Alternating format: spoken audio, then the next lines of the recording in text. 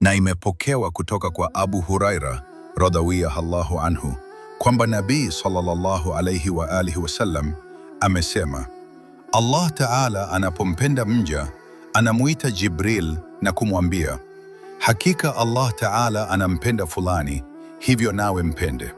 Hivyo Jibril anampenda mtu huyo, na baada ya hapo anatangaza kwa watu wa mbinguni kwamba hakika Allah anampenda fulani, kwa hivyo nanyi nyote mpendeni. Hapo watu wa mbinguni wanampenda mtu huyo, kisha anawekewa kukubaliwa na watu wa ardhini.